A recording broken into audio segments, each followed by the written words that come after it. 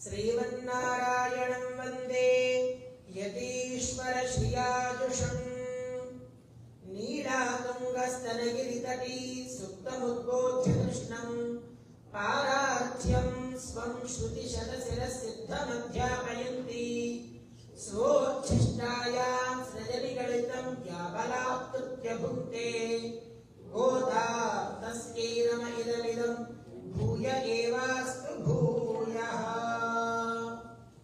जय श्रीमन्नारायण।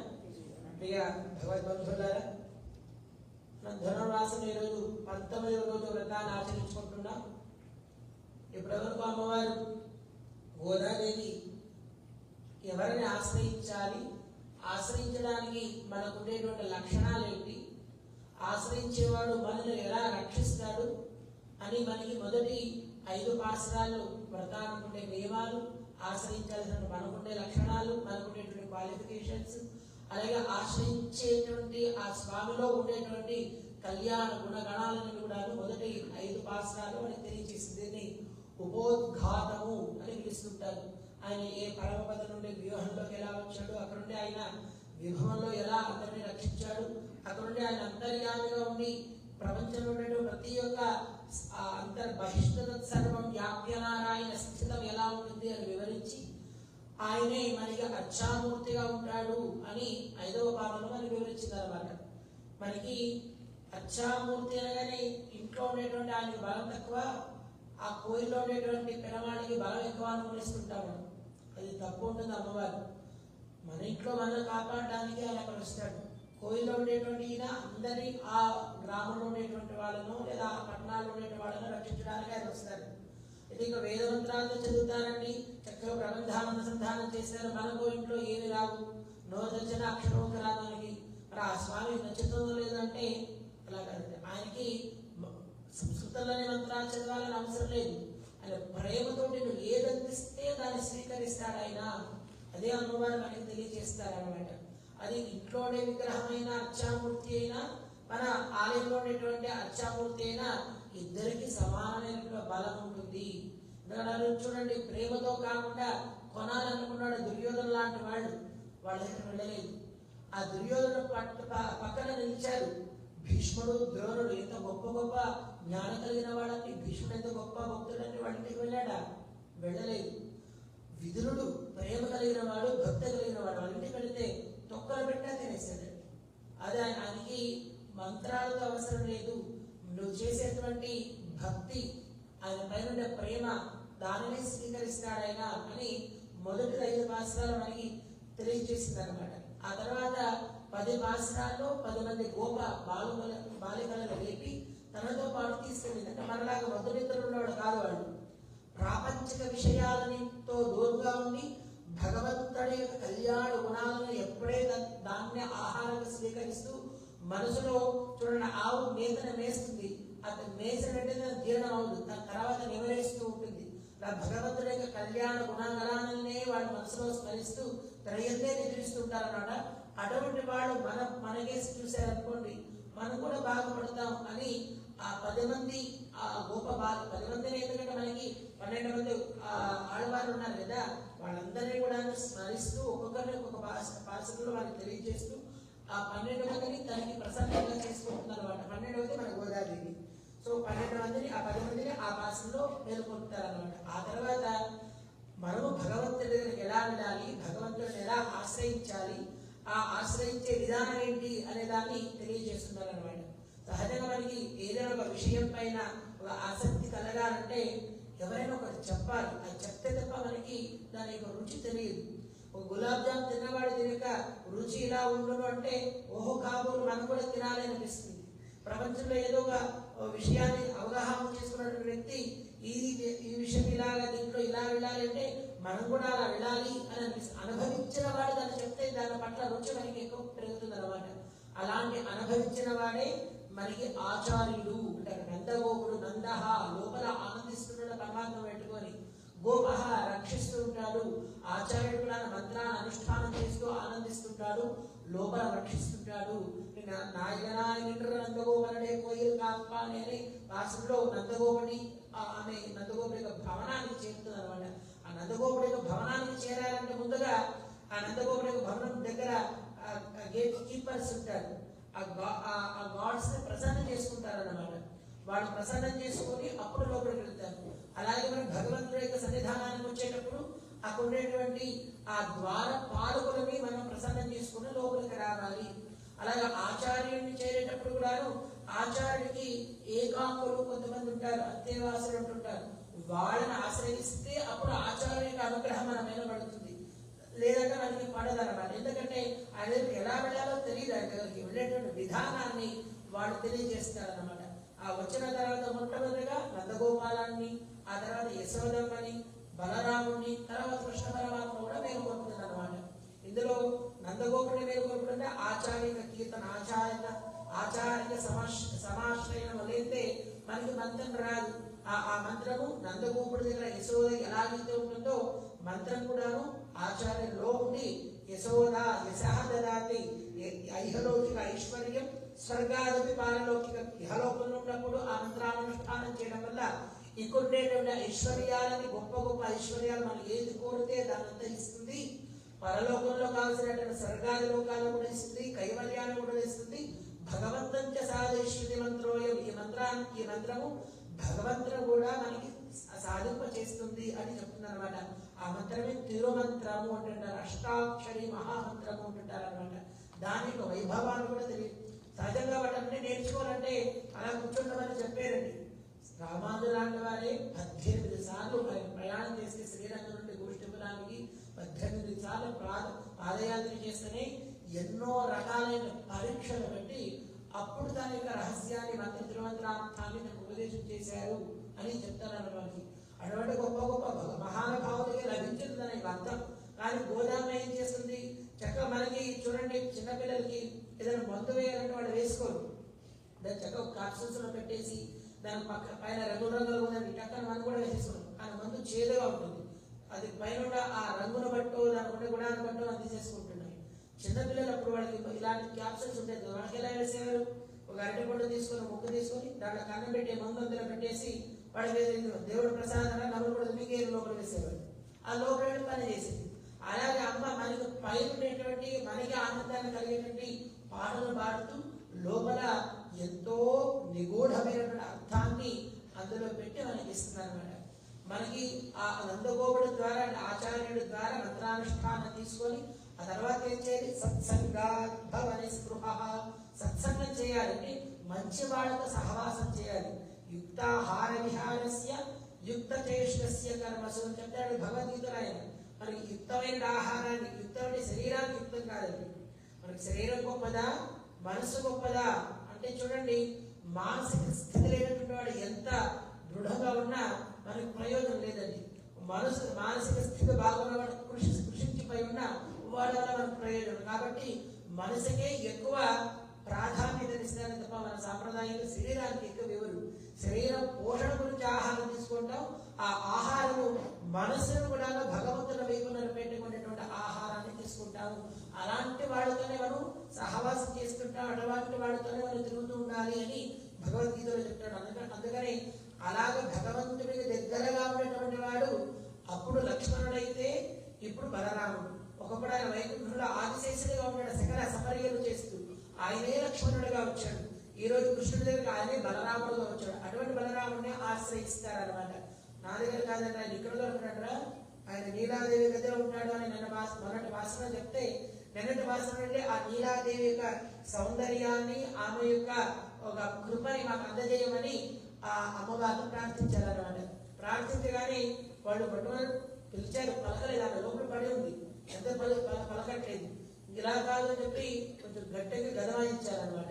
లేచి వస్తున్నానంటారా అని ఆమె లేకపోతుంది. ఆ సౌండ్ అంటే వినబడింది.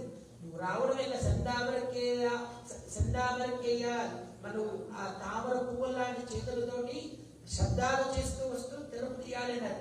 సరేనంటా అని ఆమె చేయగా తలుపుతుంటే ఆ శబ్దం వినబడింది మన వాడికి. చూసా లేచి రావడం తెలిసేటికి ఏమైందా అని ఆ తలుపు చాటులో చూస్తున్నారన్నమాట. ఉంటే ఆ లోపలన్నీ కూడా కొన్ని గుత్తులుగా ఉండే దీపాలు ఉన్నాయి. ఆ క్రింద వాళ్ళు ఉండేటువంటి ఆ మంచానికి 4 కోళ్ళు ఉన్నాయి. అన్ని దూరంగా వాళ్ళకి కోలయా పీడ ఏలుగుని సంబంధించాడు కదా మనవాడు. ఆ కూరలు తీసుకొచ్చి 7 దంతాలను తీసుకొచ్చి ఆ యొక్క మంచాన్ని పెట్టాడు అన్నమాట. సో అటువంటి మంచం పైన ఇద్దరు స్వామి క్రింద అమ్మవారు పైన ఉన్నారన్నమాట. సహజంగా మనకి స్వామి అనేటువంటి వాడు స్వతంత్రుడు అంటాడు. ఆ స్వతంత్రుడు ఎలా ఉంటాడంటే ఆయన బయటకు వచ్చాడు అనుకోండి, ఆయన వస్తే మనం తట్టుకోలేము. ఆయన నరసింహుడు అయితే మనం హిరణ్యకశిపుడు అవుతాం. మనం చేసేటువంటి అంత మంచి గుణాలు చేస్తామా, మంచి పనులు చేస్తామా ఆయన కాపాడడానికి. మనలో ఆయన చెప్పాడు 4 నేను ఇస్తానయ్యా, ఆర్త జిజ్ఞాసు జ్ఞాని అర్థార్థి. వాళ్ళు వీళ్ళందరికీ 4 కోరుతారు, ఆ 4 నేనే ఇచ్చేవాడని చెప్పాడు. కానీ ఇచ్చేటప్పుడు మనలోని గుణాలు చూస్తున్నాడు. వాడికి ఇది ఇస్తే వాడు అనుభవించగలడా, దాన్ని భరించగలడా, దాన్ని మోసేటువంటి క్యాపబిలిటీ వాడు ఉందా లేదా అని స్వామి పరీక్ష చేస్తాడు. ఆ పరీక్ష మనం నిలబడలేదు. ఎందుకంటే మనలో ఉండే దోషాలు పోవాలంటే ఏదో కొంచెం శిక్ష వేయాలి, ఏదో కొన్ని జన్మలు రావాలి. మనం చేసిన కర్మము ఎన్ని జన్మలు ఎత్తినా పోయేటువంటిది కాదు. అందుకని ఇటువంటి కోపాన్ని, ఆ స్వతంత్రతని తగ్గించి తనను మంచి గుణాన్ని ఇచ్చే గుణం కాబట్టి ఆ ఇచ్చే గుణాన్ని పెంచే వాడు ఎవరైనా కావాలి. ఆ పెంచే రూపానికి దయా, కృప, కారుణ్య అని పిలుస్తారు. ఆ కారుణ్యం, ఆ దయ, కృప అంతా కూడా ఒక మూర్తి భవిస్తే అది అమ్మవారు అని అంటారు అన్నమాట. ఈయన స్వతంత్రుడు. ఈ స్వతంత్రం ఎప్పుడు కూడా క్రింద ఉండాలి, దయ పైన ఉండాలండి. అప్పుడు మనకి తన నుండి వచ్చేటువంటి ఆ వస్తువు ఏదైతే స్వామి కృప మనకి రావాలో అది కరెక్ట్గా ఇవ్వగలుగుతాడు. లేదనుకోండి స్వతంత్రం కింద పైన వచ్చి దయ క్రింద ఉందనుకోండి ఆయన నరసింహుడు అయిపోతాడు. అని ఎలా వస్తాడో ఆ యొక్క రూపాన్ని మనం తట్టుకోలేము అనమాట. అందుకని ఎప్పుడు కూడా స్వామి క్రింద ఉండాలి, అమ్మ పైన ఉండాలి అంటున్నారు అనమాట. అది ఎలా ఉండాలో ఈరోజు పాసులో అమ్మవారు ఎలా వివరించారో దాన్ని ఒకసారి అనుసంధానం చేసుకుని పాసురార్థాన్ని తెలుసుకునేటువంటి ప్రయత్నం చేద్దాం. ஆண்டாள் திருவடிகளே சரணம். குத்து விளக்கரிய கோட்டுக்கால் கட்டில் மேல் மெத்தென்ன பஞ்சசயனத்தில் மேலேறி கொத்தலர் பூங்குழல் பின்னை கொங்கை மேல் வைத்து கிடந்த மலர் மார்பா வாழ்த்திருவாய் மெய்தடங்கண்டினான் நீ உண்மனாளனை எத்தனை போதும் துயரவட்டாயகான் எத்தனை ஏறும் பிரிவாந்த இல்லாயா தத்தவமண்ட தகவேலோ ரெம்பாவாய். ఆండాళ్ తిరువడిగలే శరణం. వస్తున్నట్టు శబ్దం అవుతుంది కానీ వాటి శబ్దం ఆగిపోయింది, రావట్లేదు, ఎవరు రావట్లేదు. లోపల ఏం జరుగుతుందా అని మనవాడు తలుపుకి తాళం పెట్టి తీసేటువంటి కన్నం ఉంటుంది కంటే అందులో చూస్తున్నారన్నమాట.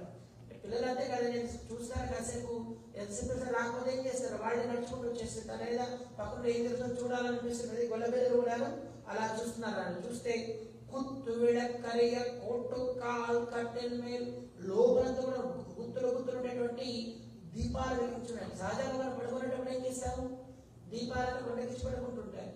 కానీ ఇక్కడ చుట్టూ కూడా గుత్తులు గుత్తులుగా ఉండేటువంటి దీపాలు ఉన్నాయన్నమాట. ఇంకా ఏం కనబడుతుంది, 7 దంతాలు పైన ఉండేటువంటి ఒక మంచం పైన వీళ్ళు తెల్లటి వస్త్రం, ఆ మంచం పైన ఒక తెల్లటి వస్త్రం, ఆ వస్త్రం పైన స్వామి, స్వామి పైన అమ్మవారు పడుకున్నారన్నమాట. ఇది చూస్తాను బయటికి.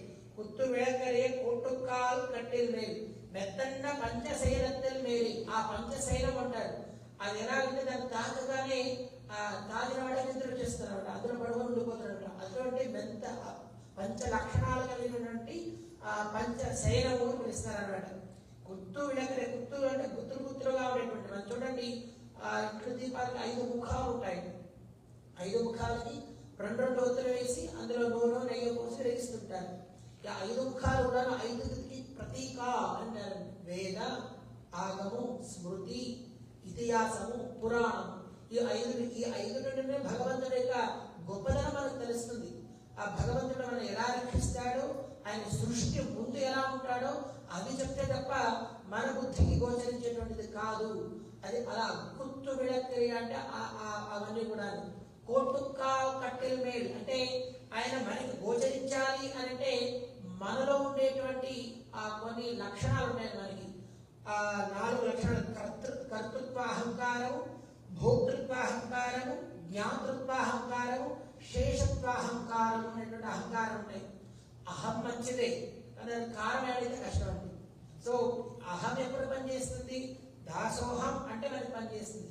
కానీ మనకు కర్తృత్వం ఇదంతా నేనే చేయగలను, నేను చేస్తానే ఇదంతా జరిగింది, నా వలన జరుగుతున్నాయి అనేటువంటి అహంకారం, కర్తృత్వ అహంకారం అంటే నేనే కర్తనే, దీనికంటే నియామకుడు నేనే అనేటువంటి లోపల మన లోపల పెరుగుతూ ఉంటుంది అనమాట. అలాగే భోక్తృత్వ అహంకారము, ఇది నేను చేశాను కనుక ఈ ఫలం నాకు వచ్చింది కనుక నేనే అనుభవించాలి, నేనే తినేవాడిని, నేనే నాదే ఇది అనేటువంటి అహంకారం అనే లోపల పెరుగుతుంది. అలాగే జ్ఞాతృత్వ అహంకారము అంటే ఆత్మజ్ఞానాన్ని కూడా తెలుసుకోకుండా భగవంతుడి యొక్క సాన్నిధ్యాన్ని పొందకుండా అన్ని నాకే తెలుసు, నేనే చేయగలను అనేటువంటి అహంకారం, దాని జ్ఞాతృత్వ అహంకారము అని అంటారు. అలాగే శేషత్వ అహంకారము, భగవంతుడు ఆయన శేషి, మనము శేషులము, ఆయనకే మన సమర్యలు చేయాలి. మనకి రామాయణం చెప్తారు, రమమాణ వనేత్రయ, వాళ్ళ ముగ్గురు కూడాను ఆ వనంలో ఆనందంగా ఉన్నారు అని. రాముడితో సీత ఉంది కాబట్టి ఆనందంగా ఉన్నారు అని. లక్ష్మణుడు ఎవరు ఉండాలని ఆనందంగా ఉండడానికి అంటే జీవుడి యొక్క స్థితి ఏంటిదంటే ఆయన చేయాల్సినది పరమాత్మకి సేవ చేయడమే ఇతనికి ఆనందం అన్నమాట. అలాగా ఆ సేవ చేసే శేషత్వంలో కూడా అహంకారాన్ని చూపెట్టుకుంటుంటాడు. ఈ 4 అహంకారాలు పనికిరావు. అందుకని ఆ 4 అహంకారాలు ఆ కువలయ పీడం చెప్పుకోవాలి ఏనుగుకి, దాని ఉండే అహంకారం అనమాట. వాటిని ప్రకరించి వాటితో దాన్ని సంహరించి తీసుకొస్తాడు. సహజంగా మనం బయట చూస్తుంటాం, పులిగోరులు వేసుకుంటుంటారు. ఆ పులిగోరు ఎప్పుడు వేసుకోవాలి? పులి బ్రతికున్నప్పుడు ఇతరులు దాంతో యుద్ధం చేసి అది ఉన్నట్టుగానే దాన్ని బతుకున్నట్టుగా దాన్ని లాక్కొని దాన్ని తరివేసి దాన్ని వేసుకుంటారు. చనిపోయిన తర్వాత వేశారనుకోండి అది దోషం, అది పనికిరాదు. చనిపోయిన దాన్ని ఏమంటారు? శవం అంటారు. శవాన్ని ఇంట్లో పెట్టుకుంటామా? మనం పెట్టుకోం కదా. పులిగోర అంటే మార్కెట్లో చనిపోయిన దాన్ని వేసుకోవడం కాదు, బ్రతికి ఉండగానే దాన్ని తీసుకోవడం. మనవాడు కూడాను బ్రతికి ఉండగానే ఆ 4 దంతాలు పెకరించి ఆ కోలయాపీడాన్ని సంహరించాడు. అటువంటి 7 దంతాలని తీసుకొచ్చి మనవాడు ఇంట్లో పెట్టుకున్నాడు అనమాట. అది ఎక్కడో అందానికి అక్కడెక్కడ పెడితే బాగోదు అని దాన్ని ఆ మంచాన్ని, ఎందుకంటే ఈమెకి గర్వం, నా యొక్క భర్త ఇంత గొప్పవాడు, ఇంత బలశాలి, ఏమకాలం ఆయనకుండే బలశాలి అంటే మనలో ఉండేటువంటి కర్తృత్వ శేషత్వ, కర్తృత్వ అహంకారము, భోక్తృత్వ అహంకారము, అలాగే శేషత్వ అహంకారము, జ్ఞానత్వ అహంకారం, ఈ 4 కూడా ప్రకటించేటువంటి బలం కలిగిన వాడు ఆయన అన్నమాట. వీళ్ళు ఎక్కడున్నారు? మెత్తండ పంచశైలత్తులు మేలేది, అది మెత్తగా ఉంటుంది, 5 లక్షణాలు కలిగి ఉంటుంది అనమాట. అది ఎలా ఉంటుందంటే వేసవి కాలం వచ్చిందనుకోండి ఎలా ఉంటుంది, మనకి బాగా చల్లగా మనం చేసి ఉంటారు, కానీ ఆ మంచానికి వేసే అవసరం లేదండి. వేసవి కాలం వస్తే అదే చల్లగా మారిపోతుందట. శీతాకాలం వచ్చిందనుకోండి ఉష్ణంగా మారిపోతుంది, అది వెచ్చదనాన్ని ఇస్తుంది అనమాట. అలాగే ఎప్పుడు కూడాను పరిమళాన్ని ఇస్తూ ఉంటుందట. తెల్లదనాన్ని కలిగి ఉంటుంది, మనకి అది శుభ్రంగా ఉండడానికి తెల్లగా ఉండాలి, అది తెల్లదనంగా ఉంటుందట. ఇది 4. 5వది ఇలాంటి 5 రూపాలని కలిగి ఉంటుంది అంటారు. ఈ 5 రూపాలు మనకి 5 రకాలైనటువంటి విశేషణాలు తెలియజేస్తారని. అర్థ పంచకము అని అంటుంటారు. ప్రాప్యము బ్రహ్మస్వరూపము అంటే మనకి ఎవరిని పొందాలి, ఆ పొందేటువంటి వాడికి ఉండేటువంటి ఒక లక్షణాలు ఏంటి, వాడు ఎలాగ మనం రక్షిస్తాడు అని చెప్పేటువంటి విషయాలు, దాన్ని ప్రాప్యము బ్రహ్మత్వం అంటారు. అలాగే బ్రహ్మ ప్రాప్తికి జీవుడికి ఉండాల్సినటువంటి అర్హత ఏంటి, వాడికి ఉండేటువంటి నియమాలు ఏంటి, వాటిని మనం ఎలా అనుసరించాలి అని 2వది. 3వది ఆ బ్రహ్మని పొందడం. బ్రహ్మ అంటే చతుర్ముఖ బ్రహ్మ కాదు, నారాయణుడు. తనని పొందడానికి కావలసిన సాధనం ఏంటి, ఉపాయం ఏంటి అనేది ఇది 3వది. 4వది బ్రహ్మ ప్రాప్తి చే మనకి కలిగేటువంటి ఫలితం ఏంటిది అనేది 4వది. 5వది బ్రహ్మ ప్రాప్తికి అంటే పరమాత్మను పొందడానికి మనకి అడ్డుగా ఉండే ప్రతిబంధకాలు ఏంటి అనేది 5ని తెలియజేస్తుంది అనమాట. దీన్ని అర్థ పంచకము అని చెప్తారు అనమాట. ఈ పంచశైలంతులు అంటే ఈ అర్థపంచకాలు అనమాట. మేరే ఆయన ఉంటాడు, అంతేకాదండి. మనకి 4 ఈ ప్రపంచంలో ఉండేటువంటి ఏదైనా కానీ 4 రూపాలతోనే ఉంటాయి అంటారు అనమాట.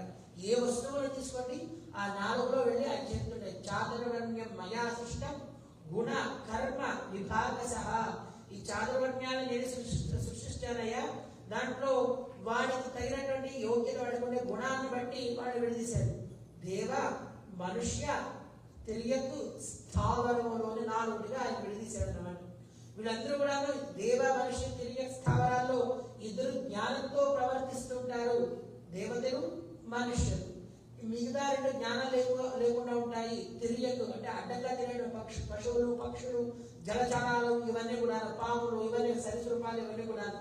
ఇవి జ్ఞానం ఉన్నది. వీడికి జ్ఞానం ఉంటుందంటే శరీర పోషణ తప్ప ఆత్మజ్ఞానం వాటికి ఉండవు అన్నమాట. అలాగే స్థావరాలు, చెట్లు, పుట్టలు, కొండలు, గుట్టలు, ఇవన్నీ కూడా. వీటన్నిటిని కూడాను ఇవి దేంతో నిర్మాణమై ఉన్నాయి? పంచభూతాలతోటి నిర్మాణమై ఉన్నాయి. దీన్ని పార్థివ శరీరం అంటారు. దీనిలో మట్టి, పృథివీ సంబంధం ఎక్కువ ఉంది కాబట్టి దీన్ని పార్థివ శరీరం అని పిలుస్తారు. దేవతా శరీరాలు వాళ్ళలో తేజస్సు ఎక్కువ ఉంటుంది, అగ్ని ఎక్కువ ఉంటుంది వాళ్ళు, అది తేజోమయ శరీరాలు అని అంటారు అనమాట. అలాగే చూడండి, నీటి యొక్క నీటిదనం ఎక్కువ ఉండేటువంటి శరీరాలు చేపలు, వాటి యొక్క నీటి యొక్క అంశం ఎక్కువ ఉంటుంది. అలాగే పక్షులకి గాలి యొక్క అంశం ఎక్కువ ఉంటుంది. వాటి యొక్క అందులో ఉండేటువంటి దాన్ని బట్టి ఆ 4 కూడా నేను సృజిస్తానయ్యా అన్నాడు. ఆ 4ను ఈ 4 కోళ్ళని మనం పెట్టారు కదా, 4 దంతాలు అన్నమాట. వాటిపైన ఈయన పంచశైనత్తిల్, పంచశైన పంచభూతములు, శరీరము పంచభూతాలతో నిర్మాణమైంది. దాని లోపల ఈయన పైన ఉందన్నాడు, చక్కటి తెల్లటి వస్త్రం ఉందన్నారు. తెల్లటి వస్త్రము జీవుడికి ప్రతీక అండి. జీవుడికి తెల్లటి వస్త్రం ప్రతీక అంటే మనకి భగవదారాధనలో ఆస్తరణ రూపాయ జీవాత్మనే నమః, జీవులందరూ కూడాను ఆస్తరణ రూపంలో, తెల్లటి వస్త్ర రూపంలో భావిస్తారన్నమాట.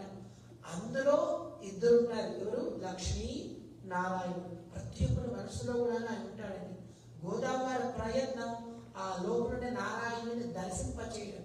ఆ నారాయణుడు ఎలా ఉండాలి? ఆయన ఆ లక్ష్మిని పైన కలిగి ఆయన ఎందుకుంటాడు? దయతో కలిగిన వాడు. స్వతంత్రం ఉన్నాడు అనుకోండి, వాడి కష్టం మనం రక్షించడం. ఆయన మనం చేసే పాపాలు ఆయన ముందుకెళ్ళి కానీ మనం చేసిన పాపాలే కనబడుతుంటే ఆయన కోపం వచ్చేస్తుంటుంది. ఆయన ఎలా ఉండాలి? దయ పై ఉండాలి, ఆయన క్రింద ఉండాలి. అవి విష్ణు వక్షస్థల స్థితుడై ఉండాలి. విష్ణు ఆ లక్ష్మి తన వక్షస్థలంలో ఉండాలి. లేదనుకోండి మన సంగతి అంతే. ఇంకా అందుకని అలా ఉంటాడు, లోపల పడి ఉంటారు అనమాట. ఇది అమ్మవారు బయట బయట చూడడానికి ఒక శృంగారభరితమైనటువంటి పాటలా ఉంటా, లోపల ఇంతటి నిగూఢమైనటువంటి అర్థాన్ని బోధించేటువంటి భాషం అన్నమాట ఇది. అలా లోపల ఉంటారన్నమాట. పంచశైనத்தில் மேலேறி கொத்தார் பூங்குழல் நம்பிண்ணை பங்கையமே வைத்து கிடந்த మలర్బా వాయిరవాయ్. ఏమయ్యా, ఇది నీకు తగన? అసలు నువ్వే మనం రక్షించాలి. ఎందుకంటే ఆయన చెప్పాడు ఎప్పుడో ఒకసారి, ఎక్కడో సముద్ర తీరంలో బ్రహ్మగారు వెళ్ళి పాల సముద్రం దగ్గర, అయ్యా సహస్రశీరుష పురుష సహస్రాక్ష సహస్రపాద్ అని ఆయన పురుషులను వేదవంతురాలని చెప్పయ్యా, నాకు నాటి కష్టం కలిగింది అంటే నేను ఫలానా రూపంలో వచ్చి నేను రక్షిస్తాను అని బ్రహ్మగారికి చెప్పాను.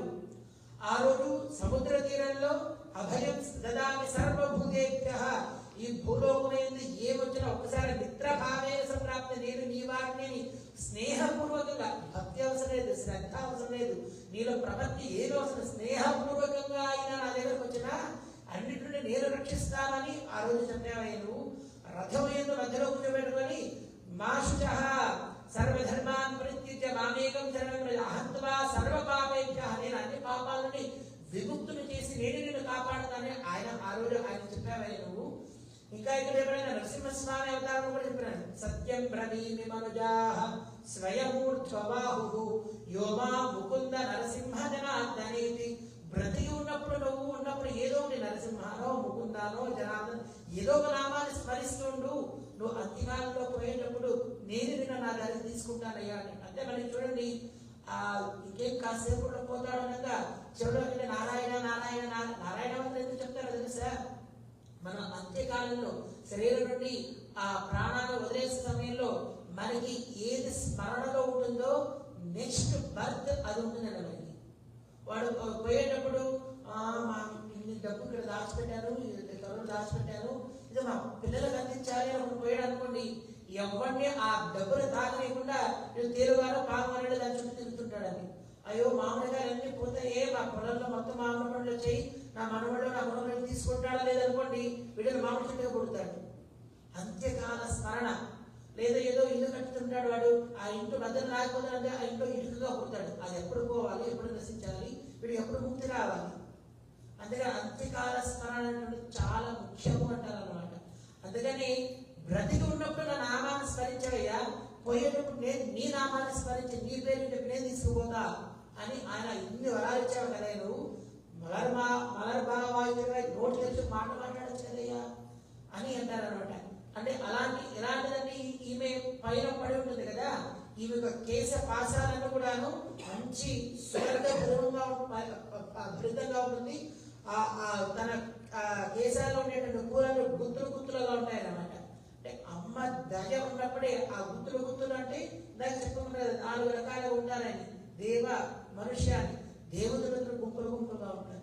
మళ్ళీ దాంట్లో వాళ్ళు సపరేట్, ఆదిత్యులు వేరు, రుద్రులు వేరు, బ్రహ్మలు వేరు, వాళ్ళతో కూడా గుత్తులు అంటే మన మనుషులు వచ్చేసరికి మళ్ళీ స్త్రీలు పురుషులు, తెల్లవాడు నల్లవాడు, మనకి ఏ శరీరం ఏం పేరు పెట్టాలో తెలియదు. మనకి చావల ఛాయ కలిగిన వాడు వీళ్ళతో గుత్తులుగా ఉంటారు. ప్రాణులు వచ్చేసరికి మేకలు, గొర్రెలు, ఆవులు ఇవన్నీ గుత్తులుగా ఉంటాయి. ఇలాగా మనుష్య తిరిగే స్థావరాలు ఇవన్నీ కూడా రక్షింపబడాలంటే అమ్మ దయ ఉండాలి. లేదనుకోండి ఇవన్నీ బూడిదైపోతాయి అన్నమాట. ఆయన స్వతంత్రం ఉందన్నమాట. అలా తనని కలిగిన వాడిని నువ్వు అసలు నువ్వే ఉంటే రక్షించాలి. ఆ రోజు అక్కడ చెప్పావంటే ఇక్కడెక్కడో అని ఇక్కడ అంత నీకు అవసరం లేదు, నువ్వే వచ్చి రక్షించాలి కదయ్యా అన్నాడు. ఈమె ఆ లోపల నుండి పైన కదా కాబోలు, అందుకే మాట్లాడట్లేదు అని మైత్రణం గండిన నీ ఉన్మనాలని ఇప్పుడే మైత్రణం గండిన అంటే ఆమె కన్నులు నల్లగా ఉంటాయి, నల్ల కలువలతో కొలుస్తారంట. ఈయన కలలో ఎర్రపు తామరలతో కొలుస్తుంటారు. ఈ తామర పూలు అప్పుడప్పుడు ఎరుపు అంటే కోపాన్ని గుర్తు, కోపానికి స్వాతంత్ర్యాన్ని గుర్తు. అది వచ్చి ఎప్పుడు మనకి శిక్షిస్తున్నారని మనకు తెలుసు. అమ్మవారితో ప్రేమ కలిగి నీళ్ళు కలవరు, ప్రేమ కలిగి దీంట్లో ఎరుపు రావడానికి ఛాన్స్ లేదు. నీ యొక్క ప్రేమ ఎలాంటిదమ్మా, ఆ రోజు నువ్వు ఆ రావణాసురుని రక్షించాలి అని వీళ్ళిద్దరు ఉండగా వాడు వస్తే రక్షించలేవని నువ్వే ఆ స్థానానికి వెళ్ళి 1 రోజు కాదు 2 రోజులు, 1 నెల కాదు 2 నెలలు కాదు 9 నెలలు అప్పుడు వాడికి ప్రబోధం చేసావు కదా. ఇప్పుడు మేమే నీకు అటువంటి ప్రమేయం ఏమీ లేదు కదా, లంకకి వెళ్ళిన అవసరం లేదు, మేమే నీ దగ్గరకు వచ్చాం, నువ్వు వచ్చి తెరవచ్చు కదమ్మా. ఆమె ఇంకా ఏం చేసింది, ఆ రోజు విభీషణ రక్షించింది, అలాగే భర్త ప్రహ్లాదను రక్షించింది. అందరూ కూడా అమ్మ కృప చేత వాళ్ళందరూ కాకాసురుడు ఎంత పాపం చేశారు. అసలు రాముడు యొక్క కంటి చూపులు మాడు మసైపోవాలి. నీ దయ చేత కదమ్మా రక్షించావు నువ్వు. మేము నీకు అంతటి ఒక కష్టాన్ని ఏమి కలిగించేవాడు కాదు కదా, వచ్చి నీ కృప చేత తలుపు తీర్చగల నీ కుటుంబాలనే ఎత్తనే పోదు తొలిగా ఉంటాయి అని వచ్చి నీ యొక్క స్వామిని పతిని సేవించడానికి వచ్చినప్పుడు అసలు ఆయన కంటే ముందు నువ్వు వచ్చి రక్షించాలి, అలాంటిది నువ్వు ఆయన రానికుండా చేస్తున్నావే అని కొంచెం గట్టిగా అంటారన్నమాట. సరే కృష్ణుడు అనుకుంటాడు, ముందుగా నీలాదేవి వెళ్ళిపోయింది అనుకోండి, ఆ వచ్చిన వాడు అనుకుంటారు ఇంకా మా పైన ప్రేమ లేదు ఏం లేదు, ఆ ఊరికే యాక్టింగ్ చేస్తుంటాడు, ఈయన యాక్షన్ ఊరికే నాటకం ఆడుతుంటాడు అనుకుంటారేమో అని, నువ్వు కాదు వెళ్ళాల్సిందే నేనే అని అమ్మవారిని పట్టుకుంటారనమాట. అమ్మవారిని పట్టుకోగానే ఆ అమ్మ స్పర్శ చేత ఆయన విశాలమైన వక్షస్థానాలు ఇచ్చుకుని అలా ఉండిపోతారు అనమాట. విష్ణు వక్షస్థాన స్థిర అంటారు కదా. అమ్మ ప్రేమ ఉన్నప్పుడే ఆయన ప్రేమ మన పైన ప్రసరిస్తుంది, లేదనుకోండి మన సంగతి అంతేనండి. ఇది అమ్మవారు తెలియజేస్తుంది. నువ్వే అతన్ని లేపి మా దగ్గర పంపించాలి, స్వామి మా దగ్గర పంపించాలి. అలాంటిది నీ కళ్ళతోటి ఒకసారి అలా ఆపేసావేంటి అని అంటారు అనమాట. ఆపేసి మళ్ళీ కూర్చారు, అందుకు ఆగరు. ఎత్తనే పోదం తొలి ఉంటాయి కానీ ఎత్తేక్కుమే తత్వమన్ను తగవన్ను. నీ స్వరూపానికి ఇది తగదు, నీ యొక్క స్వభావానికి ఇది తగదు. అసలు స్వభావం ఏంటి, వస్తున్నట్టుగానే మమ్మల్ని తీసుకెళ్లి ఆ స్వామి దగ్గర చేర్చి ఆయన యొక్క దివ్య మంగళ రూపాన్ని ఆయన యొక్క కృపని మాకు అందజేయడం మీ యొక్క స్వరూపం. నువ్వు అలాగే చేసావు గతంలో సీతాదేవి ఉన్నప్పుడు మేము విన్నాం, రుక్మిణిగా ఉన్నప్పుడు మేము విన్నాం, నరకాసురుని సంహరించే వాళ్ళందరూ రక్షించలేదండి, అప్పుడు మేము సత్యభావంగా ఉన్నప్పుడు మేము విన్నాం. కానీ ఈ రోజు చూస్తే మేము ఇంత దగ్గరకు వచ్చినా గుమ్మ దగ్గర వచ్చినా లేచిరావే, ఇది నీకు తగదు, ఈ స్వభావం ఇది, నీ స్వభావాన్ని కూడా నీకు తగదు, నీ స్వరూపాన్ని కూడా ఇది తగదు అని కొంచెం గట్టిగా అంటారనమాట. అనేసరికి స్వామి కోపం వస్తుందండి, అమ్మవారిని ఇలా అంటారా అని ఈయన ఇంకా అసలు వెళ్ళి కూడా ఆపేస్తాడు అనమాట. అలా ఆపేస్తే మళ్ళీ రేపు వాళ్ళిద్దరు కూడా అమ్మవారు ఎలా ప్రసన్నం చేసుకుంటారు రేపు పాసరాలను అనుసంధానం చేసుకుని తెలుసుకుంటాం. ఆండాళ్ తిరువడిగడే శరణం. జై శ్రీమన్నారాయణ. మనకి లోపల ఉండేటువంటి ఉన్నటువంటి పరమాత్మని దర్శింప చేస్తున్న అమ్మవారు. ఆ చేసిన తర్వాత ఆ పరమాత్మ ఎలా రావాలో కూడా అమ్మవారి ఆదేశిస్తారు భారీ మన అనేటువంటి ఆ పాసనంలో. ఆ వచ్చిన తర్వాత ఆ స్వామి అక్కడ లోపల నుండి బయటకు వచ్చి కూర్చుంటారు. బయట సింహాసనం వేసింటారు, అక్కడ కూర్చొని మాట్లాడాలయ్యా, నువ్వు నిద్రపోతూ మాట్లాడితే వాళ్ళు నేను నిద్రపోతున్నాను ఏదో మోహన్ వేసాడో నాకు తెలియదు అంటావేమో అని సింహాసనం పైన వచ్చి కూర్చోమంటారండి. అలా కూర్చోగానే ఆ గదిలో రావడానికి ఎంత దూరం పడుతుందండి? ఆ వచ్చినందుకు కాళ్ళు కందిపోయాయి అని స్వామికి హారతిస్తుంది అనమాట. అంటరని వడగానేటువంటి పాసనంతో. అది మనకి 80వ తేదీ వస్తుంది. ఆ రోజున గోదామ వారు అప్పుడు తన వ్రతం చేస్తూ కృష్ణుడికి ఎలా అయితే హారతి ఇచ్చిందో అలాగే మనమందరూ కూడా హారతి ఇవ్వచ్చు. సహజంగా ఆలయంలో పంతులు గారు మాత్రమే, ఇప్పుడున్న అర్చకులు మాత్రమే హారతి ఇస్తుంటారు. మన చేతి ఇప్పుడు ఇస్తారా? ఇవ్వరు. కానీ మనకు ఛాన్స్ ఉంది. 8వ తేదీ మనమందరూ కూడా స్వామికి హారతి చేయొచ్చు. ఆ దీపోత్సవాన్ని అందరూ కలిసి మనం చేసుకుందాం. జై శ్రీమన్నారాయణ.